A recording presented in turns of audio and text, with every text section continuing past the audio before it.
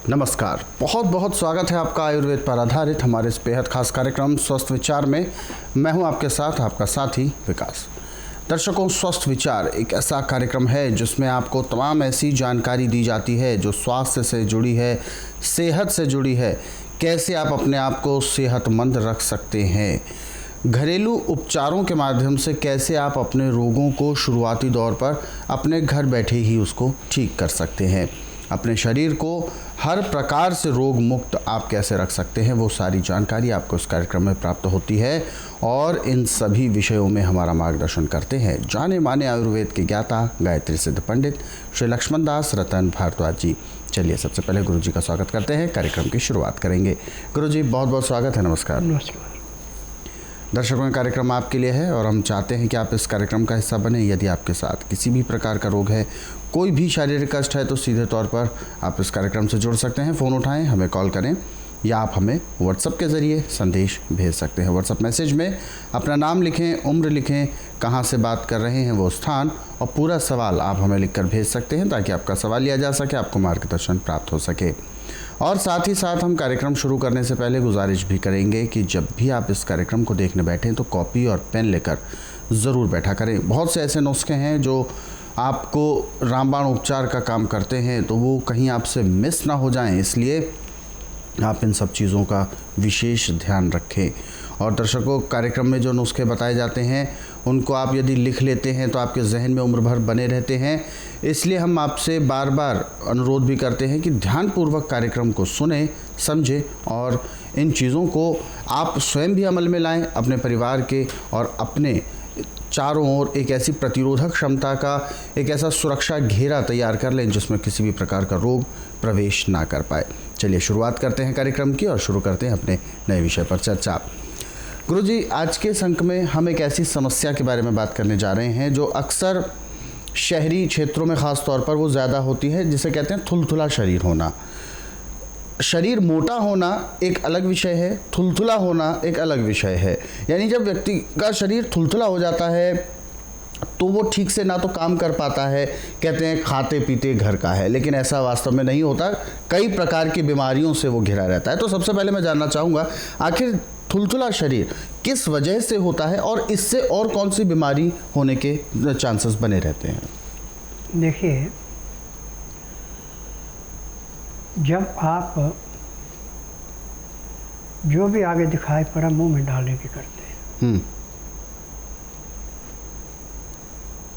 ये नहीं है जरूरी कि आपको सब चीज़ हाजम होती है जी। बहुत चीज़ें ऐसी हैं जो आपको खाने के बाद उसके साइड इफ़ेक्ट पड़ते हैं। अब हमारा बात पित्त कफ तीनों बराबर है तो हमें कोई नुक्स नहीं है जी। परंतु किसी का बात या कफ बढ़ जाए और उसमें कोई ठंडी चीज़ का सेवन ज़्यादा किया जाए तो जैसे गुब्बारा फूटता है, बाहर से तो अच्छा लग रहा है, अंदर से खोखला है, यही हमारे शरीर का हिसाब है जी। और इससे चर्बी भी ऐसे बढ़ती है जैसे वर्षा ऋतु में खुश ज़मीन में हरियाली छाती है। ऐसे तो इस रोग को काटने के लिए आयुर्वेद में सैकड़ों दवाइयाँ हैं, परंतु हमें उपचार उसी चीज़ से करना चाहिए जो चीज़ हमेशा अपनी आँखों के सामने हो। अब आपके घर में गाय या बकरी है तो सोने पे सुहागा जी। आपको किसी दवाई लाने की जरूरत ही नहीं है। जब भी आपने दूध निकालना ताज़ा, तो उस दूध में निकालते निकालते झाग आ जाती है।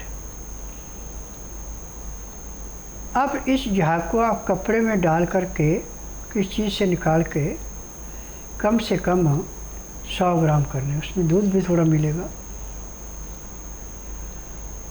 और इस झाग के अंदर अदरक का रस 1 चम्मच निकाल के मिला दें। अब इसको ऐसे पीना जैसे गर्म दूध चुस्का लेके पीते हैं। यानी 50 ग्राम झाग पीने में आपको कम से कम आधे घंटे का समय लग जाएगा। अब इसके पीने से अंदर जाके जो भी आपके शरीर के अंदर गैस रुकी है, वो दूध की झाग और अदरक का रस उसको अंदर से ऐसे निकालेगा जैसे गुब्बारे में छोटा सा छेद करके हवा निकल जाती है और गुब्बारा सिकुड़ जाता है। ऐसे जो गैस आपके अंदर भरी थी वो गैस निकल जाएगी। गैस निकल गई, थुला थुला शरीर जो है वो बिल्कुल मजबूत हो गया। और इसके साथ साथ आपने सुबह 4 बजे उठ के, भले आपका पेट साफ होना, उससे कुछ नहीं लेना देना, आधा घंटा कपाल भाती, 15 मिनट भस्त्रिका, 8-10 बार अग्निसार, 15-20 बार जय, 25-30 बार ब्रह्मणी। फिर 1 घंटा लोन विलोन करना अति आवश्यक है। यदि नियम से आप करते हैं लगभग 1.25-2 घंटे इसमें लग जाते हैं। तो इसके करने से पहले आप वजन तोलेंगे, इसके करने के बाद वजन तोलेंगे, कम से कम 300 ग्राम से लेकर 500 ग्राम के बीच में कमी आएगी जी। फिर इसके बाद यदि आपके पास टाइम है तो 1-2 मिनट मंडूकासन, पवन मुक्तासन, गौमुखासन, सब आसन, सर्वांगासन, हल आसन, शीश आसन, 1-2 मिनट इसको कर लें। तो जैसे सूखी लकड़ी बिल्कुल मजबूत होती है, वो मूर्ति नहीं है, ऐसे आपका शरीर मजबूत होगा, परंतु उसमें लचक होगी जी। जैसे गर्मी में रबड़ में लचक आती है, जैसे मर्जी मोड़ दो टूटती नहीं है, ऐसे शरीर के अंदर लचक आ जाती है। और ये क्रिया आपको कम से कम, जिसका थोड़ा शरीर है, 3 महीने लगातार करनी है। वैद्यक चीज़ें, तली हुई चीज़ें, ठंडा पानी, बासी खाना बिल्कुल छोड़ देना। खाना दिन में 10 से 12 के अंदर, रात्रि का दिन अस्त होने से 1-1.5 घंटा पहले खा लेते, सोने पे सुहागन में दिन अस्त होने के 1 घंटे के अंदर खाना ज़रूरी है। जिस भी किसी अनाज को आपने खाना, उसका छिलका निकाल के फेंकना नहीं, चोक कर साथ चाहिए। और जो दालें सब्जियाँ कोई भी चीज़ खानी है, उसका भी छिलका उतार कर नहीं फेंकना, वो भी छिलके के साथ चाहिए। तो आपको फिर पूर्ण लाभ होगा। क्योंकि अनाज में, सब्जियों में, दालों में जो छिलका है, इसके अंदर sodium, potassium, magnesium, phosphorus, silicon, ये सब चीज़ें पर्याप्त मात्रा में होती है, जितनी हमें ज़रूरत है उतनी होती है। और गाय का दूध आप ले रहे हैं तो ये सब चीज़ें पूरी करता है। परंतु आप सारा काम कर रहे, दूध भैंस का पी रहे, तो आपको कोई लाभ नहीं होगा। भैंस का दूध आपकी चर्बी बढ़ाएगा भी और आपको और भी मोटापा देगा। परंतु गाय का दूध और बकरी का दूध, ये दूध ऐसे हैं जो कि मोटापे को ऐसे छांटते हैं जैसे किसी पेड़ पे बहुत ज़्यादा टहनी है, फैला हुआ है, और उसको आरी से टहनों को काट देते हैं, पेड़ अकेला सीधा ऊपर जाता है, ऐसे शरीर को छांट करता है। मेरा नाम मोहित सिंघल है, मैं दिल्ली से हूँ, कोटला मुबारकपुर से। पिछले 8 साल से मैं अपने पैरों के रोग से बहुत परेशान था। कई जगह इलाज कराया है इसका, बड़े बड़े हॉस्पिटलों में, बड़े बड़े डॉक्टरों को दिखाया, ऑल इंडिया में भी दिखाया, ऑपरेशन भी कराया 3-4 बार इसका, लेकिन कहीं कुछ फ़ायदा नहीं हुआ। घाव बढ़ता गया, तकलीफ बढ़ती गई बहुत ज़्यादा। बीच में 1-2 बार ठीक भी हुआ, लेकिन वो फिर 1-2 हफ्ते के बाद फिर दोबारा घाव बढ़ गया मेरा दोबारा, और उससे डबल बढ़ गया।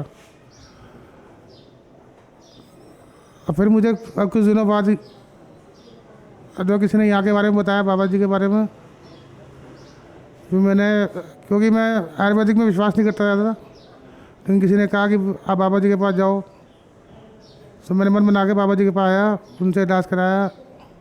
आज अभी मुझे 1 ही हफ्ता हुआ है सिर्फ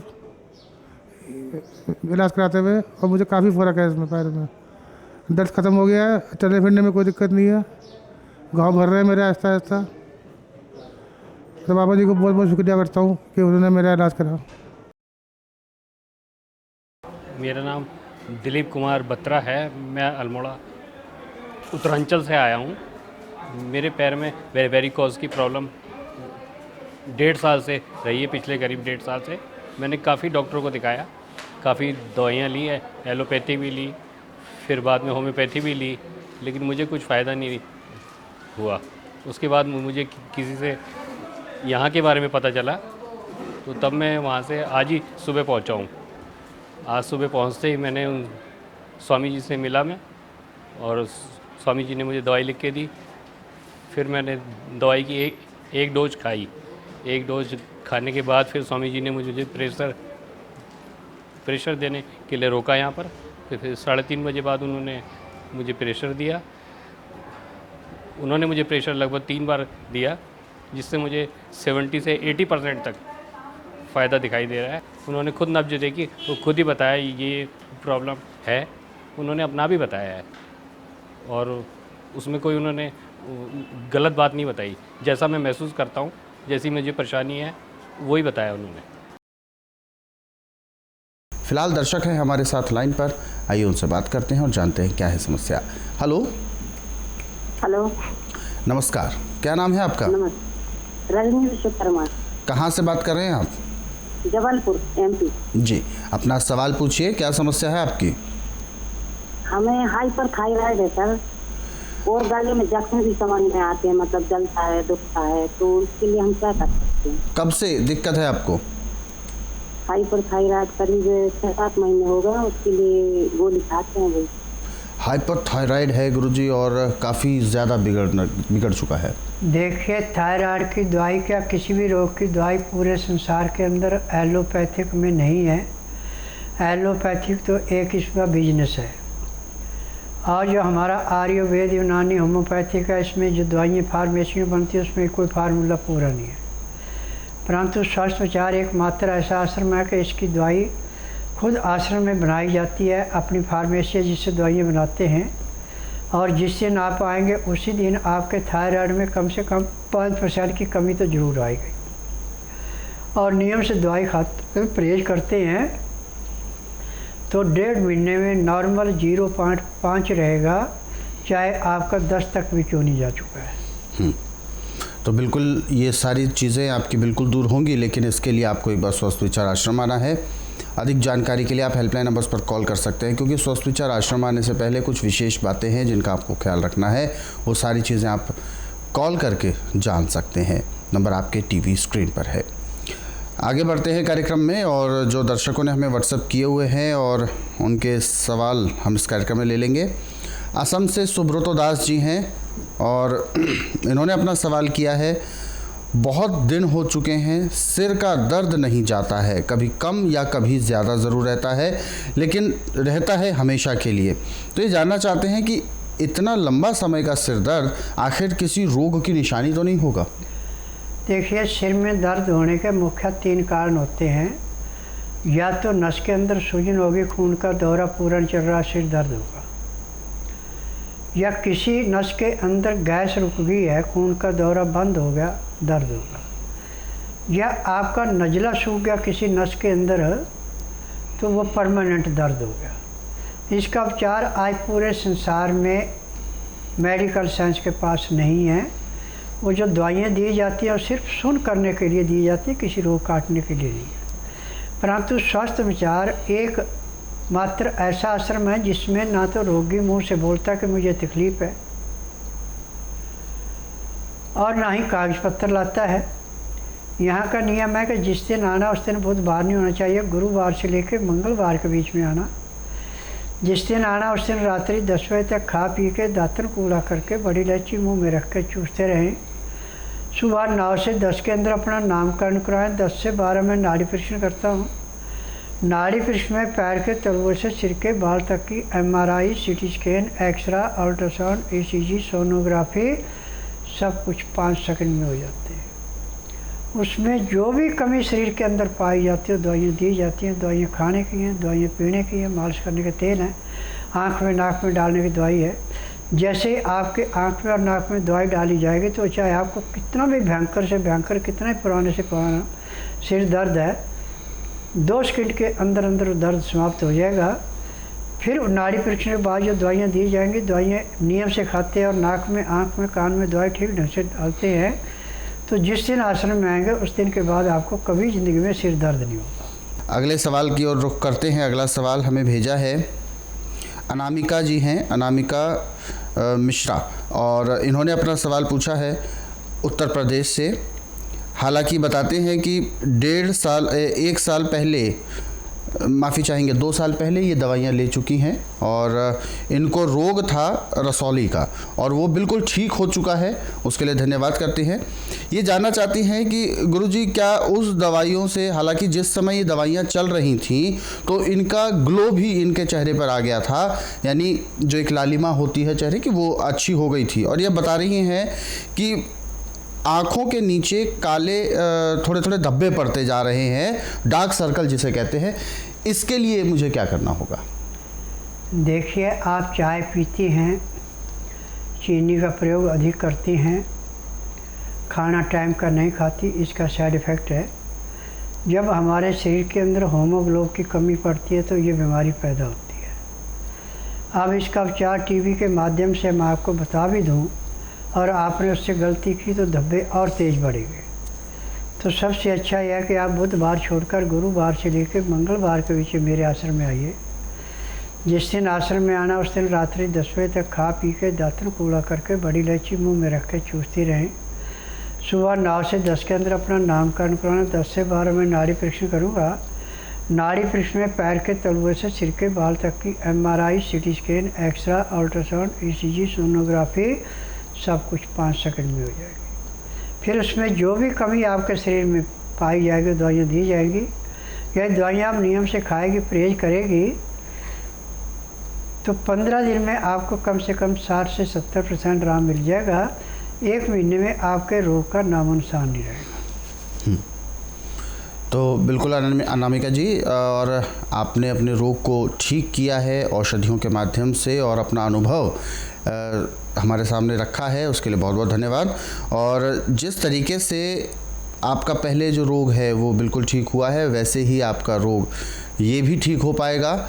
और ध्यान रखिएगा, कभी भी लापरवाही करने पर कोई भी समस्या किसी भी बड़े रोग का रूप ले सकती है। तो ये सभी दर्शकों के लिए ये संदेश है हमारी ओर से कि छोटे से छोटा, चाहे वो कोई रोग हो, कोई लक्षण हो, कोई आपको चीज़ ऐसी महसूस हो रही हो जो आपको तकलीफ़ दे रही है, तो उसको लापरवाही से बिल्कुल ना लें, उसको गंभीरता से लेकर उसके उपचार के विषय में सोचें, क्योंकि ऐसा ना हो कि वो रोग बढ़ जाए और वो आपको फिर दिक्कत करे। तो जैसे आपको बताने की आवश्यकता नहीं है, क्योंकि आप पहले भी आ चुके हैं, तो आप जल्द से जल्द स्वस्थ विचार आश्रम आ सकते हैं। और इससे पहले कि हम अगला सवाल लें, दर्शक हमारे साथ लाइन पर हैं, आइए उनसे बात करते हैं। हेलो। हेलो, नमस्कार। हाँ नमस्कार जी, क्या शुभ नाम है आपका? मेरा नाम वीणा देसाई है। जी देसाई जी, ये मैंने फ़ोन किया है आपको। जी, अपना सवाल पूछें, गुरुजी सुन रहे हैं आपको। मेरे मिस्टर को 12/4/21 से हॉस्पिटलाइज किया है। उनको निदान हुआ है कि कैंसर है शरीर में और लीवर में फैल चुका है छोटे आंतड़े में से जी। तो तब से खुराक बंद है उनका। सिर्फ सूप से पानी देते हैं नली के द्वारा, मुंह से नहीं ले सकते हैं कुछ भी। और सभी स्ट्रेस फैल चुका है शरीर में, ऐसा बोलता है डॉक्टर। बचेंगे नहीं, ऐसा बोला है डॉक्टर ने। तो अभी केवल लिक्विड ही ले रहे हैं? 3 महीने से मीन्स लिक्विड पर ही। ऑक्सीजन भी अभी तो खत्म हो चुका है उनका, और बीपी भी बहुत कम हो गया है। बहुत प्रॉब्लम हो गई है उनको अभी। जी जी गुरुजी। देखिए, एलोपैथिक में जो ऑक्सीजन लगाई जाती है, जब सांस की नाड़ी में, फेफड़ों में बलगम सूख जाता है और वो ऑक्सीजन लेने में असमर्थ होते तो इलाज होता है शुरू। और इस इलाज से रोग मिटता नहीं है बल्कि रोग बढ़ता है। अब यदि आप यहाँ इसको ला सकते ऑक्सीजन लगे हुए भी, तो 2-2.5 घंटे के बाद यहाँ आने के बाद ऑक्सीजन का सिलेंडर हट जाएगा। परंतु जब तक मैं नाड़ी परीक्षण नहीं करूँगा तब तक मैं कुछ नहीं कहूँगा कि इसको क्या करना क्या नहीं करना जी।